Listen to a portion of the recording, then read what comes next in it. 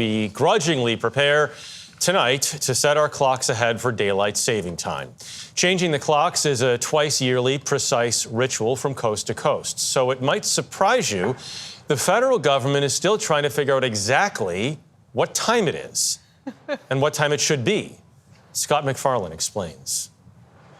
In the Rockies, at a 206-acre federal government campus outside of Denver, they spend a lot of time studying the time. That's the on-time tick. Inside the lab at the National Institute of Standards and Technology, scientist Andrew Novick and the federal government's Time and Frequency Division are perfecting their atomic clock, in which, yes, they measure the movement of atoms to best calculate exactly what time it is.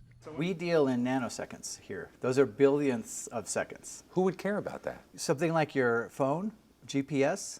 GPS works by having atomic clocks on board satellites sending signals to you and I and everywhere, and that's how you get your location. Because no matter how large or how sharp they appear, clocks aren't perfect, and eventually they slip over time with consequences. Yeah, imagine something like the stock market. Right? You have hundreds of millions of transactions happening in a second.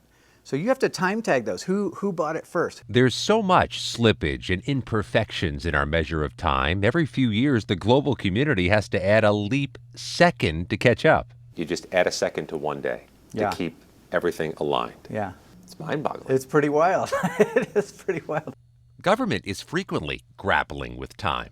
It was the government that created the time zones about 100 years ago to help trains and transit systems keep uniform time and prevent mishaps on the tracks.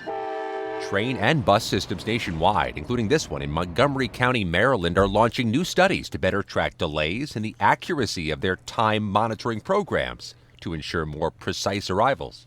Here in Congress, they're even debating changing the time. A new proposal would make daylight saving time permanent and end the twice-a-year clock changing. We'd like that extra hour. You got to remember, we're a rural state. Farmers love daylight savings and a lot of other things too. Kids practicing baseball. A bill to make daylight saving time permanent. A similar proposal nearly passed into law in 2022. So Alabama's Tommy Tuberville is trying again, though there's been opposition from those worried about the impact of especially late morning darkness. You get a lot of calls about this. Oh yeah. It's the number one issue. We're going to leave it daylight savings time. Meanwhile, back in the federal lab in the mountains, they're still testing and measuring ways to better count those nanoseconds, trying to perfect all the time in the world. For CBS Saturday Morning, Scott MacFarlane, Boulder, Colorado.